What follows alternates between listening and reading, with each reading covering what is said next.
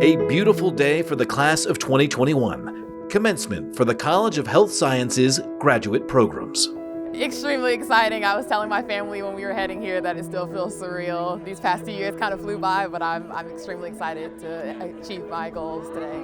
For this Doctor of Pharmacy graduate, his path to pharmacy was a personal one. My dad passed away when I was in sophomore in college, and because of him, he was on so many meds at that time, and I wasn't aware of any of that meds that he was taking.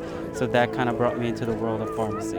I speak for pretty much everyone here, at Samford and this College of Health Sciences. I think we're all going to end up helping people and making the world a better place.